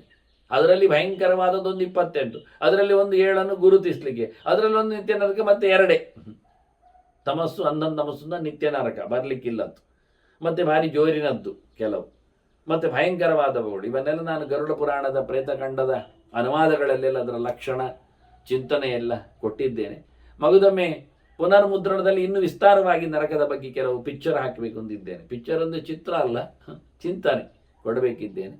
ಹಾಗಾಗಿ ಹಸಿಪತ್ರವನ ಆಗಲಿ, ಲಾಲಾಭಕ್ಷ್ಯ ಆಗಲಿ, ಪೂತಿಗಂಧ ಆಗಲಿ, ಕ್ಷಾರಕರ್ದಮ ಆಗಲಿ, ಎಲ್ಲ ನರಕಗಳ ಬಗ್ಗೆಯೂ ನಿನಗೆ ನೋವುಂಟು, ನಲಿವಿಲ್ಲ ಅನ್ನುವ ಬಗ್ಗೆ ಬಹಳ ಸ್ಪಷ್ಟವಾಗಿ ಇಂದ್ರೋತ ರಾಜನಿಗೆ ಹೇಳುತ್ತಾನೆ. ನಿನಗೆ ಯೋಚನೆ ಬರಬಹುದು, ಎಂತ ಉಂಟು, ನರಕ ಕಾಣುವುದಿಲ್ಲ, ಇಲ್ಲಿ ತೊಂದರೆ ಇಲ್ಲ, ಹೋದ ಬಳಿಕ ಗೊತ್ತಾಗುವುದಿಲ್ಲ, ಒಂದೊಮ್ಮೆ ಇದ್ರು ಸುಳ್ಳು ಹೇಳೋದು ಪ್ರಯೋಜನ ಇಲ್ಲದ್ದು, ಯಾರಿಗೆ ಬೇಕಯ್ಯ ಅಂತ ಹೇಳಿಕೊಂಡು ನೀನು ಅಪಲಾಪ ಮಾಡಬೇಡಿ. ಎಲ್ಲರೂ ಸುದ್ದಿ ಹೀಗೆ ಅನ್ಯಾಯ ಮಾಡ್ತಾರೆ, ಇಲ್ಲಿ ಪೆಟ್ಟಿಲ್ಲ ಹೇಳುತ್ತಾರೆ, ನರಕದ ಬಗ್ಗೆ ಗಲಾಟೆ ಮಾಡಿದರೆ ಯಾರು ನೋಡಿದ್ದಾರೆ ಅಂತ ಹೇಳ್ತಾರೆ. ನರಕಕ್ಕೆ ಹೋಗಿ ಬಂದವ ಇದ್ದಾನ ಇಲ್ಲಿ? ಒಂದೊಮ್ಮೆ ನಾನೇ ಹಿಂದೆ ನರಕಕ್ಕೆ ಹೋಗಿದ್ರು ನನಗೇನು ಗೊತ್ತಾಗ್ತದೆ ಈಗ ನರಕದಲ್ಲಿ ಇದ್ದೆ ಹೀಗೆ ಇದ್ದೆ ಅಂತ? ಅಲ್ಲ. ಈಗ ಜೈಲಿಗೆ ಹೋದವ, ಪೆಡದಿಂದ ಬಂದವ, ಮತ್ತೆ ನಾಳೆ ಕದಿಲಿಕ್ಕೆ ಹೋಗುವುದಿಲ್ಲ. ಅದು ಸ್ವಲ್ಪ ಸರಿಯಾದ್ರೆ ಹೋಗಿ ಬಿಡ್ತಾನೆ, ಅವನಿಗೆ ಕೈಕಾಲೆಲ್ಲ ಮುರಿದಿದ್ರೆ ಕದಿಯುದು ಎಲ್ಲಿಂದವ, ಅದರಿಂದ ಹೋಗುದಿಲ್ಲ ಅಂತ ಹೇಳ್ಬೋದು. ಹಾಗೆ ನರಕದಲ್ಲಿ ನಾನು ಹೋಗಿದ್ರೆ ಈಗ ನಾನು ಅನ್ಯಾಯ ಮಾಡದಿರ್ಲಿಕ್ಕೆ ಬರ್ತಿದ್ದು, ಯಾಕಿದ್ರೆ ಎಚ್ಚರ ಇರ್ತಿದ್ರೆ. ಏನು ಎಚ್ಚರ ಉಂಟು ಕೇಳ್ತಾನೆ. ಅಲ್ಲ, ರೋಗ ಎಲ್ಲಿರುವುದು, ಅದಕ್ಕೆ ರೋಗ ಎಲ್ಲರಿಗುಂಟಯ್ಯ ಅಂತಾನೆ. ದೊಡ್ಡ ದೊಡ್ಡ ಸ್ವಾಮಿಗಳಿಗೂ, ಅಧಿಕಾರಿಗಳಿಗೂ, ಶ್ರೀಮಂತರಿಗೂ ರೋಗ ಉಂಟೆ. ರೋಗದಿಂದ ನಮ್ಮ ನರಕ ಲಕ್ಷಣವನ್ನು ಹೇಳಲಿಕ್ಕೆ ಆಗುವುದಿಲ್ಲ ಅಂತ ಇದಕ್ಕೆ ಉತ್ತರ ಕೊಡ್ತಾರೆ ಇವರು ಇಂದ್ರೋತರು. ಹೇಳ್ತಾನೆ ಜನಮೇಜಯರಿಗೆ, ಏನಯ್ಯ ಯದಿದಂ ಮನ್ಯಸೇ ರಾಜ ನಾಯಮಸ್ತಿ ಕುತಪ್ಪರ, ಇಲ್ಲಿ ಎಂಥದಿಲ್ಲ ಅಲ್ಲಿ ಎಂಥದಿಲ್ಲ ಅಂತ ಯೋಚನೆ ಮಾಡ್ತೀಯಾ? ಎಂತ ಉಂಟು ಅಂತ? ಏನು ನಾಸ್ತಿಕನ? ಇಲ್ಲಿ ಏನಿಲ್ಲ ಅಲ್ಲಿ ಏನಿಲ್ಲ ಅಂತ ಯಾರು ಹೇಳಿದ್ದು? ಪ್ರತಿ ಸ್ಮಾರಯಿತಾರಸ್ತೆ ಯಮದೂತಾಹ ಯಮಕ್ಷಯೇ, ನರಕದಲ್ಲಿ ನಿನಗೆ ಯಮದೂತರು ನೆನಪಿಸ್ತಾರೆ ಅಂತ ಹೇಳಿದ. ನೀನು ಯಾರು, ಏನು ಮಾಡಿ ಬಂದೆ, ಎಂತ ಕತೆ ಅಂತ ಪ್ರತಿಯೊಂದನ್ನು ಕೇಳುತ್ತಾರೆ. ಕೆಲವು ಗೆರೆಗಳು ಯಮದೂತರು ಮಾತಾಡುವಂಥದ್ದೆಲ್ಲ ಗರುಡ ಪುರಾಣದಲ್ಲಿ ಬಂದಿದೆ. ಕೃಷ್ಣ ಹೇಳಿದ್ದಾನೆ ಗರುಡನಿಗೆ, ಅಲ್ಲಿ ಏನು ಮಾತಾಡ್ತಾರೆ ಅಂತ, ಯಮಲೋಕದಲ್ಲಿ ಏನು ಮಾತಾಡ್ತಾರೆ ಕೇಳ್ತಾರವ್ರು. ನೀನು ಯಜ್ಞ ಮಾಡಿದ್ಯಾ, ಪಂಚಯಜ್ಞದಲ್ಲಿ ನೆಲೆಗೊಂಡಿದ್ಯಾ, ಸಾಧನೆ ಏನು ಮಾಡಿದೆ, ಜಪ ಮಾಡಿದ್ಯಾ, ದೇವರ ಬಗ್ಗೆ ಎಲ್ಲ ಕೇಳ್ತಾರೆ. ಒಂದೊಂದೇ ಕ್ವಶನ್, ಏನು ಮಾಡಿದೆ, ಏನು ಬಿಟ್ಟೆ, ಏನು ನಡೆಸಿದೆ, ಎಲ್ಲ ಪ್ರತಿಯೊಂದು ಕ್ರಾಸ್ ಕ್ವಶನ್ಸ್, ಕ್ರಾಸ್ ಎಕ್ಸಾಮ್ ಅಲ್ಲಿ ಆಗ್ತದೆ. ಇವ್ರು ಹೇಳ್ತಾರೆ, ನೆನಪಿಸ್ತಾನೆ ನಿನಗೆ, ಆಯ್ತಾ, ಇಲ್ಲ ಹೇಳಬೇಡ. ಇವ ಹೇಳ್ತಾನೆ, ಉತ್ತರ ಕೊಡ್ತಾನೆ ಜನಮೇಜಯ ಋಷಿಗಳಿಗೆ, ನೀವು ಹೇಳಿ, ನೀವು ಬೈರಿ, ನೀವು ಧಿಕ್ಕಾರಾಕಿ, ನನ್ನನ್ನು ನೀವು ಬೇಕಾದಷ್ಟು ಅಂಗಿಸಿ, ನಾನು ಮಾಡಿದ ಅಪಕರ್ಮಗಳ ಬಗ್ಗೆ ನೀವು ಕಂಡಾಬಟ್ಟೆ ಉದ್ದವಾಗಿ ಹೇಳಿ, ಎಲ್ಲ ಒಪ್ತೇನೆ, ಗೊತ್ತುಂಟು ನನಗೆ, ಹೌದು ನಾನು ಬೇಕೆಂದು ಏನು ಮಾಡಲಿಲ್ಲ, ಗೊತ್ತಿಲ್ಲದಾಗಿ ಹೋಗಿದೆ. ನಾನು ಮಾಡಿರತಕ್ಕಂಥ ಕೆಟ್ಟ ಕರ್ಮದ ಬಗ್ಗೆ ನಾನು ಕಂಡಾಬಟ್ಟೆ ನೋವು ಉಣ್ತಾ ಇದ್ದೇನೆ, ಪರಿತಪಿಸ್ತಾ ಇದ್ದೇನೆ ಅಂತ. ನಾನು ಸ್ವಕರ್ಮಾಣಿ ಅಭಿಸಂದಾಯ ನಾಭಿನಂದತಿ ಮೇ ಮನಃ, ನನ್ನ ಮನಸ್ಸು ಖುಷಿಯಲ್ಲಿಲ್ಲ, ಊಟ ಸೇರುವುದಿಲ್ಲ, ಜನರನ್ನು ನೋಡಿದರೂ ಆಗುವುದಿಲ್ಲ, ನನ್ನ ಮೇಲೆ ನನಗೆ ಹೇಸಿಗೆ ಅನಿಸ್ತದೆ, ಪ್ರಾಪ್ತಂ ಘೋರಂ ಭಯಂ ನೂನಂ. ಹೌದು, ಒಪ್ಪಿದ್ದೇನೆ. ಇಲ್ಲಿ ಏನು ಬದುಕ್ತಾ ಇದ್ದೇನೆ ತಿರುಗ್ತಾ, ಅವ್ರು ಹೇಳಿದರು ನೀ ಹೆಣ ತಿರುಗ್ತಾ ಇದ್ದೇನೆ, ಏನು ಮಾಡುವಾಗಿಲ್ಲ.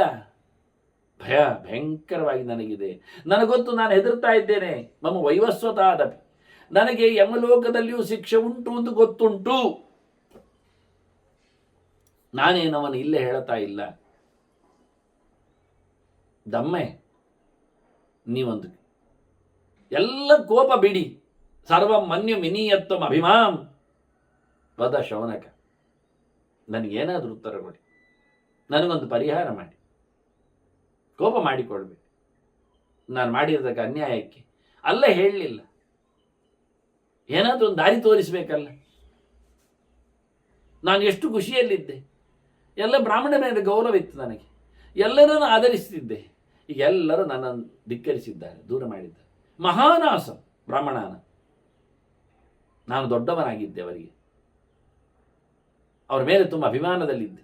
ಎಲ್ಲರೂ ತೊರೆದಿದ್ದಾರೆ. ಭವಿಷ್ಯಾಮಿ ಅರ್ಥವಾನ್, ಪುನಃ ನಾನು ಮತ್ತೆ ಆಗಬೇಕು, ನಾನು ಮತ್ತೆ ಸಾರ್ಥಕನಾಗಬೇಕು, ನಾನು ಮತ್ತೆ ಸಂಪಾದನೆ ಮಾಡಬೇಕು, ನಾನು ಮತ್ತೆ ಶ್ರೀಮಂತನಾಗಬೇಕು, ನಾನು ಮತ್ತೆ ಬ್ರಾಹ್ಮಣರು ಉಳ್ಳವರಾಗಬೇಕು. ಅವರಿಗೆ ಅನುಗ್ರಹ ಮಾಡಿ, ಅವರಿಗೆ ನಾನು ಕೊಟ್ಟು, ಅವರಿಗೆ ನಾನು ಆಶೀರ್ವಾದ ಪಡೆಯುವ ಯೋಗ್ಯ ವ್ಯಕ್ತಿ ಆಗಬೇಕು ನನಗೆ. ಅನ್ಯಾಯ ಮಾಡಿದವ ಎಂದು ಉದ್ಧಾರ ಆಗುವುದಿಲ್ಲ, ತಪ್ಪು ಮಾಡಿದವನಿಗೆ ಎಂದು ಮೇಲ್ಗಡೆ ಇಲ್ಲ. ಗೊತ್ತು ನನಗೆ, ಒಪ್ಪಿದ್ದೇನೆ. ಅಷ್ಟು ಶೇಷಂ ಕುಲಸ್ಯಾಸ್ಯ, ವಂಶ ನಿರ್ವಂಶ ಆಗ್ತದೆ, ಪಿತೃಗಳು ಬೈತಾರೆ. ಹಾಗೆ ಮಾಡಬೇಡಿ, ಪಿತೃಗಳಿಗೆ ಉಳಿಸಿಕೊಳ್ಳಿ, ನನ್ನನ್ನು ಬೆಳೆಸಿಕೊಳ್ಳಿ, ನನ್ನನ್ನು ಅಭಿವೃದ್ಧಿ ಮಾಡಿ, ಅನುಕೂಲಕರನ್ನಾಗಿಸಿ. ನಮ್ಮ ವಂಶ ನಿರ್ವಂಶ ಆಗಬಾರ್ದು. ನಹಿ ನೋ ಬ್ರಹ್ಮಶಪ್ತಾನಾಂ ಶೇಷಂ ಭವಿತುಮರ್ಹತಿ. ಬ್ರಹ್ಮಶಾಪಕ್ಕೆ, ಬ್ರಹ್ಮಹತ್ಯೆಗೆ ಬಲಿದಾದವರಿಗೆ ವಂಶ ಬೆಳೆಯುವುದಿಲ್ಲ ಎನ್ನುವುದು ನನಗೆ ಗೊತ್ತಿದೆ, ನಿರ್ವಂಶ ಆಗ್ತಾರೆ ಗೊತ್ತಿದೆ. ಬೇಡ, ಹಾಗೆ ಆಗಬಾರದು. ನೀವೇನಾದರೂ ದಾರಿ ತೋರಿಸಬೇಕು. ಭೂಯಷ್ಟೈವ ಅಭಿಮಜ್ಜಂತಿ, ನನಗೂ ಗೊತ್ತು, ಮುಳುಗಿ ಹೋಗ್ತಾರೆ, ನರಕ ಬಡಿತಾರೆ. ಅನ್ಯಾಯ ಮಾಡಿದವರಿಗೆ ಉದ್ಧಾರ ಇಲ್ಲ. ಖಂಡಿತವಾಗಿ ಅಂಥವರ ಪಾಡು ಹೇಯವಾದದ್ದು, ದುಷ್ಕೃತ್ಯದ ಫಲ ಅದು ಅಂತ ನನಗೆ ಗೊತ್ತುಂಟು. ಆದ್ರೇನು ಮಾಡು, ನನ್ನನ್ನು ಪಾರು ಮಾಡಿ, ಏನಾದರೂ ಮಾಡಿ, ಉದ್ಧಾರ ಮಾಡಿ ಅಂತಾನೆ. ಪೂಜೆ ಪುನಸ್ಕಾರ ಯಜ್ಞ ಯಾಗಗಳ ನಡೆಸಿಕೊಡದವರಿಗೆ ಈ ಲೋಕೇನು ಪರಲೋಕೇನು ಎಂಥದೂ ಇಲ್ಲ. ನ ಕ್ಯಯಜ್ಞ ಅಮುಂ ಲೋಕಂ ಪ್ರಾಪ್ನುವಂತಿ ಕದಂಚನ. ಉಪನಿಷತ್ತೊಂದು ಮಾತಿತ್ತು, ಅಗ್ನಿಮುಗ್ಧ ಧೂಮತಾಂತ ಸ್ವಂಲೋಕಂ ನ ವಿದಂತಿತೆ ಅಂತ. ದೇವರ ಎಚ್ಚರ ಇಲ್ಲದೆ ಅಗ್ನಿಯ ಮಧ್ಯದಲ್ಲಿ ಆಹುತಿಗಳನ್ನು ಕೊಟ್ಟುಕೊಂಡ್ರೆ, ದೊಡ್ಡ ಮಂತ್ರ ಹೇಳುತ್ತಾ, ದೊಡ್ಡ ದ್ರವ್ಯಗಳನ್ನು ಹಾಕ್ತಾ, ಕೆಲವೊಮ್ಮೆ ನಾನು ನೋಡಿದ್ದೇನೆ, ಈ ತಾಳಿಗೊಂಡ ಪಾಮ್ ಅದನ್ನು ಹಾಕ್ತಾರೆ. ಅದು ಆ ಅಭೋಜ್ಯ ಒಂದು ದೃಷ್ಟಿಯಿಂದ. ಮತ್ತು ಇಡೀ ಬಾಳೆ ಗೊನೆ ಆಗುವುದು. ಯಾವುದನ್ನು ಹಾಕಬೇಕು, ಯಾವುದನ್ನು ಹಾಕಬಾರ್ದು ಅಂತ ಗೊತ್ತಿಲ್ಲ. ಮತ್ತು ಸಕಲ ದ್ರವ್ಯಗಳ ಸಮರ್ಪಣೆ ಹೇಳಿಕೊಂಡು ಬೀಟ್ರೂಟ್, ಕ್ಯಾರೆಟ್, ಮತ್ತೊಂದು ಇನ್ನೊಂದು ಎಲ್ಲ. ಅವನು ಹೇಳ್ತಾನೆ, ಇವರೆಂಥದ್ದು ಬೆಂಕಿಗೆ ಮರುಳಾದವರು, ಮೈ ಚಳಿ ಬಿಡಿಸಿಕೊಳ್ಳಿಕ್ಕೆ ಕೂತವರು, ಹೊಗೆ ತಿಂದು ಕಣ್ಣೀರು ಸುರಿಸುವವರು. ಅವರು ಎದುರು ಕೂತವರೇ ಕಾಣುವುದಿಲ್ಲ, ಈ ಲೋಕವೇ ಕಾಣುವುದಿಲ್ಲ, ಇನ್ನು ಪರಲೋಕ ಸ್ವರ್ಗ ಸಿಗ್ತದ ಅಂತ ತಮಾಷೆ ಮಾಡ್ತದೆ ವೇದ.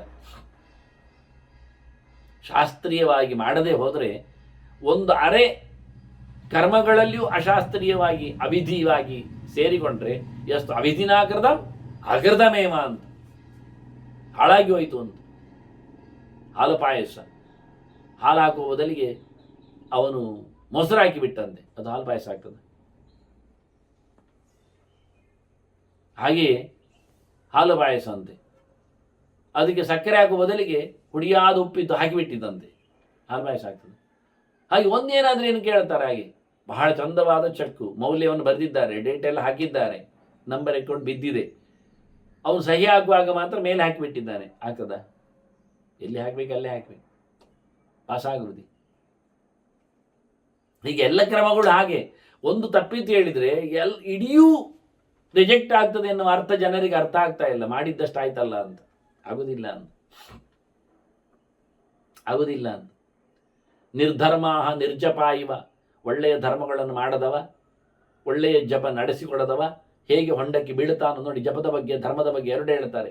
ಜಪಿಸಬೇಕು, ಕರ್ಮ ನಡೆಸಬೇಕು, ಧರ್ಮ ಕರ್ಮವೂ ಆಗಬೇಕು, ಭಗವಂತನ ಎಚ್ಚರೂ ಇರಬೇಕು, ಮಾತು ಬರಬೇಕು, ಕೃತಿ ಇರಬೇಕು. ಇದು ಎರಡೂ ಹಾಳಾದವ ಎಂದು ಉದ್ಧಾರ ಆಗುವುದಿಲ್ಲ. ನನಗೆ ಗೊತ್ತಿದೆ. ಅವಾಚ್ಯ ಪ್ರಪದಿಷ್ಯಂತಿ, ಖಂಡಿತವಾಗಿ ಎಲ್ಲರೂ ಕೆಳಗೆ ಹೋಗ್ತಾರೆ. ಒಳ್ಳೆಯ ಸಾಧನೆ, ಒಳ್ಳೆಯ ಕರ್ಮ ಮಾಡದವರು ಒಳ್ಳೆಯ ಲೋಕವನ್ನು ಪಡೆಯುವುದಿಲ್ಲ. ದಮ್ಮೆ ಬ್ರಹ್ಮನ್ ಪಿತೇವ ಪುತ್ರಸ್ಯ ಪ್ರೀತಿಮಾನ ಭವ. ಶೌನಕ, ಎಲ್ಲಪ್ಪ ದಮ್ಮೆ, ನೀನು ಅಪ್ಪ ಮಗನ ಮೇಲೆ ಎಷ್ಟು ಪ್ರೀತಿಯಿಂದ ಇರ್ತಾನೆ ಹಾಗೆ ನನಗೆ ತಂದೆಯ ವಾತ್ಸಲ್ಯವನ್ನು ನೀನು ಕೊಡು. ಮಗನಂತೆ ನನ್ನನ್ನು ಉದ್ಧಾರ ಮಾಡು, ನನಗೆ ದಾರಿ ತೋರಿಸು. ನೀವು ಬಹಳ ಎತ್ತರದವರು, ತಿಳಿದವರು, ಜ್ಞಾನಿಗಳು, ಪಂಡಿತರು. ಬ್ರಹ್ಮನ್ನಂತ ಕರೆದಿದ್ದಾನೆ, ಪಂಡಿತ ಅಂತ ಹೇಳುತ್ತಾನೆ. ನೀವು ತಿಳಿದವರು, ಪಂಡಿತರು ಹಾಗೆ ಮಾಡುದಾ? ನಾನೊಬ್ಬ ಬಾಲಿಶ, ತಿಳಿಯದವ, ಗೊತ್ತಿಲ್ಲದೆ ಮಾಡಿದೆ. ನನ್ನದೇನು ಗಮನಿಸಬೇಡಿ, ನನ್ನದೇನು ವಿಷಯವನ್ನು ತಿಳಿಸಿಕೊಡಬೇಡಿ, ನನ್ನ ಬಗ್ಗೆ ಏನು ಹೇಳಬೇಡಿ.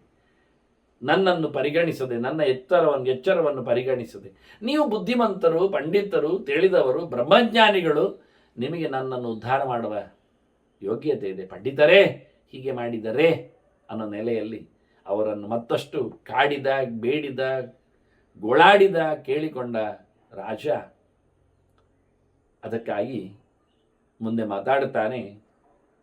ಅವನ ಕೊನೆ ಗೆರೆ ಅವನನ್ನು ಚುಚ್ಚಿದೆ. ಓ ದೇವರೇ, ಓ ಪಂಡಿತರೇ, ಓ ಬ್ರಹ್ಮಜ್ಞಾನಿಗಳೇ, ಓ ತಿಳಿದವರೇ, ಅಪ್ಪ ನನ್ನ ಸ್ಥಾನದಲ್ಲಿ ನಿಂತು ಮಗನನ್ನು ಉದ್ಧಾರ ಮಾಡುವಂತೆ ಹೇಳಿದ್ದಕ್ಕೆ ಅವರ ಮನಸ್ಸು ಕರಗಿದೆ. ಅವರು ಮಾತಾಡ್ತಾರೆ. ಏನು ಕೊಟ್ಟು ಮತ್ತೆ ಉತ್ತರ, ಇವನು ಏನು ಪ್ರಾಯಶ್ಚಿತ್ತಕ್ಕೆ ದಾರಿ ಬಂತು ಎನ್ನುವುದನ್ನು ಮತ್ತೆ ಕೇಳುವ. ವಂದನೆಗಳು. ಶ್ರೀಕೃಷ್ಣ ನಾರಾಯಣ ನಾರಾಯಣ ನಾರಾಯಣ.